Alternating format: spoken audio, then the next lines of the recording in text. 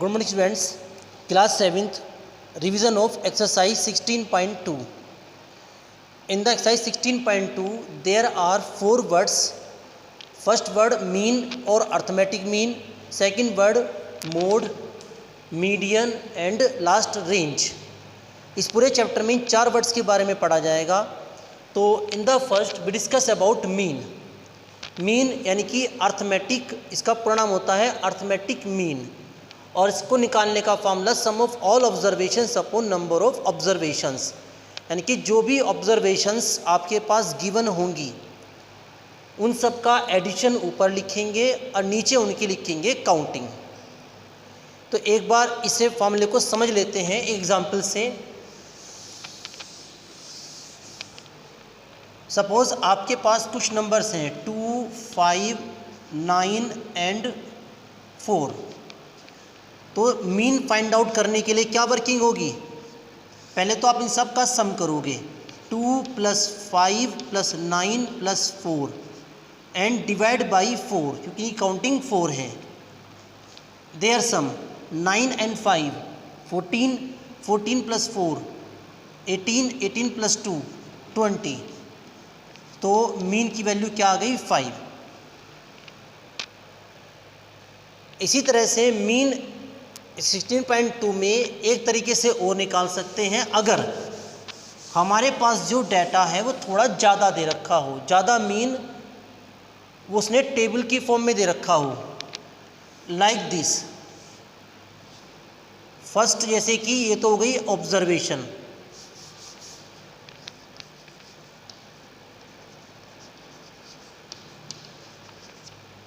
और यहाँ पर आपकी हो गई फ्रीक्वेंसी. ऑब्जर्वेशन को हम XI कॉल करेंगे और फ्रीक्वेंसी को कॉल करेंगे FI.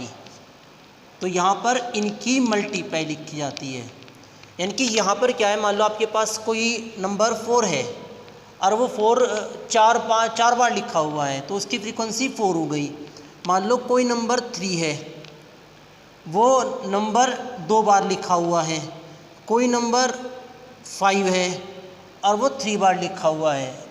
फॉर एग्जाम्पल ने फिलहाल ये ले लिया, तो डाटा टेबलर फॉर्म में हो गया. मतलब ये तो ऑब्जर्वेशन है और ये फ्रीक्वेंसी है. तो नियम के हिसाब से अब क्योंकि इसमें फ्रीक्वेंसी गिवन दे रखी है, तो पहले आप इनकी मल्टीप्लाई करोगे. 4 4 जा 16, 3 2 जा 6 एंड 5 3 जा 15. अब यहाँ पे एक तो आपको निकालना है सिग्मा FI, यानी कि इन सब का सम 9, और यहाँ फाइंड करेंगे सिग्मा FI XI, इन सब का सम 7 1 कैरी, यानी कि 37. तो अगर डाटा आपको टेबलर फॉर्म में दे रखा हो तो मीन निकालने का जो फार्मूला है वो फार्मूला क्या है हमारे पास? सिग्मा FI इंटू XI, यानी कि जो हमने इन दोनों की मल्टीप्लाई करी है उनका सम तो ऊपर रखेंगे और नीचे रखेंगे सिग्मा FI, यानी कि फ्रीक्वेंसी का सम. तो ये मीन निकालने का दूसरा फार्मूला होता है sigma FI XI upon sigma FI. ये फार्मूला तब यूज़ करते हैं जब उसने आपको टेबल दे रखी हो, यानी कि एक कॉलम में फ्रीक्वेंसी गिवन हो. तो बस 37/9 डिवाइड करके हमारे पास मीन की वैल्यू आ जाएगी. ये सब क्लियर कर चुके हैं. मैं आज आपको रिवीजन करवा रहा हूँ क्योंकि काफ़ी बच्चों की इसमें प्रॉब्लम आई थी कि सर एक्सरसाइज 16.2 का एक छोटा सा रिवीजन करवा दीजिए. तो हम एज अ रिवीजन इसे कर रहे हैं. नेक्स्ट है मोड.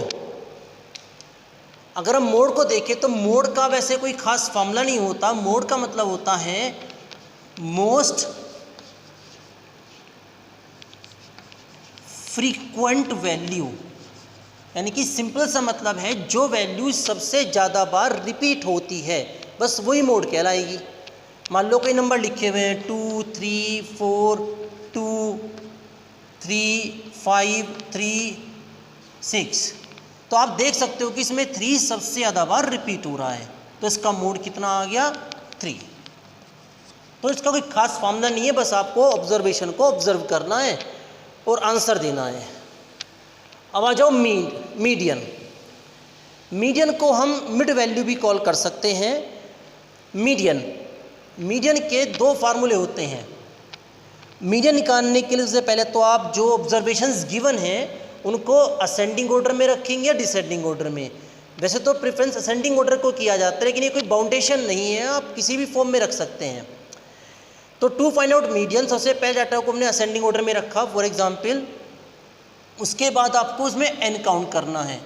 अब n की वैल्यू अगर ओड है तो what is the formula of median?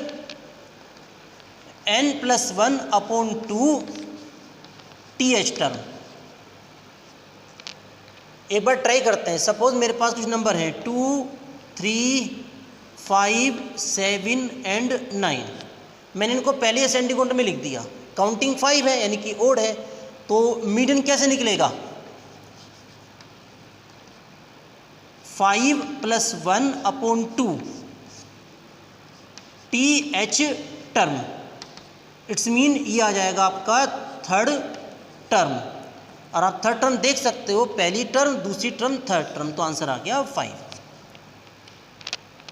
अब जब उसी तरीके से अगर n की वैल्यू इवन हुई तो कैसे निकालेंगे मीडियन? एक बार ट्राई करते हैं। मान लो n की वैल्यू हमारे पास इवन है, तो what is the formula of median? n/2 th term plus n/2 + 1 th term and total के अपॉन में 2। इसका भी एग्जाम्पल लेकर ट्राई करते हैं। मान लो 2, 3, 4, 5, 6, 7, ये 6 नंबर्स हैं और मुझे क्या निकालना है? इनका मीडियन। असेंडिंग ऑर्डर में तो ऑलरेडी मैंने रख ही लिया इनको, तो n/2 यानी कि 6/2 th term plus 6/2 + 1 th term, total क्या अपॉन 2। तो ये सिंप्लीफाई करके आ जाएगा आपका third term and it is fourth term. अब आप थर्ड टर्म देख सकते हो। थर्ड टर्म कौन सी है? 4, और फोर्थ टर्म कौन सी है? 5। तो सिंपली 4 + 5/2 इट्स मीन 9/2, तो आंसर 4.5। अब आते हैं लास्ट रेंज का फार्मूला है किसी भी ऑब्जर्वेशंस में सबसे बड़ी वैल्यू में सबसे छोटी वैल्यू को माइनस करना। यानी कि रेंज का फार्मूला क्या होता है?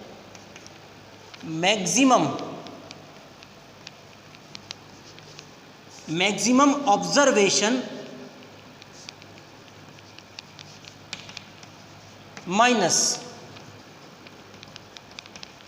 Minimum observation. यानी कि जब आपके पास ऑब्जर्वेशन लिखी हो तो उनमें सबसे बड़ी ऑब्जर्वेशन में से सबसे छोटी वाली ऑब्जर्वेशन को माइनस कर देते हैं, तो रेंज आ जाता है। ये भी एक ट्राई कर लेते हैं। 2, 3, 4, 1, 5 सपोज ये है, तो सबसे बड़ा नंबर तो 5 है और सबसे छोटा 1 है, तो रेंज की वैल्यू क्या आएगी? 5 - 1 इट्स मीन 4। तो ये चारों वर्ड आपको क्लियर हो गए होंगे। अब इसके एक दो क्वेश्चंस थे जो बच्चे डिस्कस करना चाह रहे थे। उसमें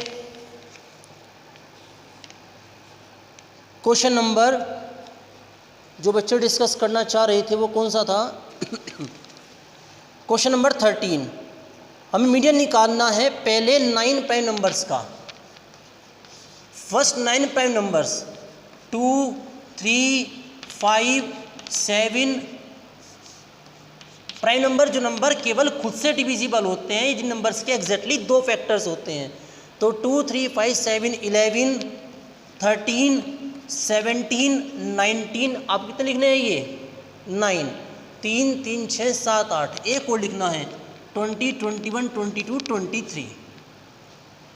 तो काउंटिंग तो ऑब्वियसली बात है ओड है, तो what is the formula of median?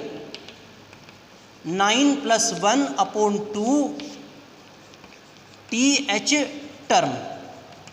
तो ये आ जाएगा आपका फिफ्थ टर्म। तो what is the value of term? Answer is 11। एक क्वेश्चन और था जो था question number 17। In the question number 17 आपको x की वैल्यू फाइंड करनी है। मीन दे रखा है 16।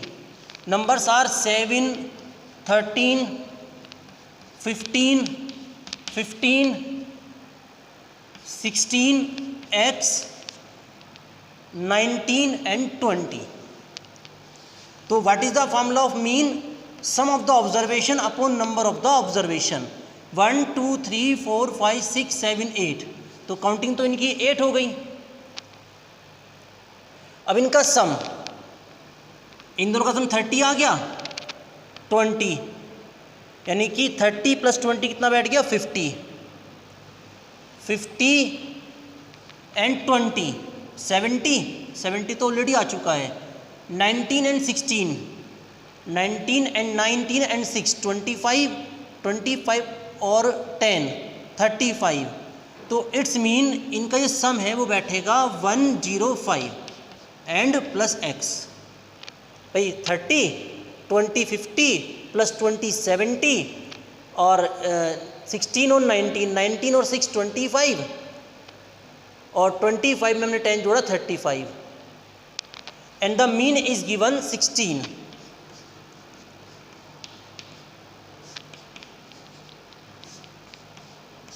बस आपको क्रॉस मल्टीप्लाई करके x की वैल्यू फाइंड करनी है। अब क्रॉस मल्टीप्लाई आप करोगे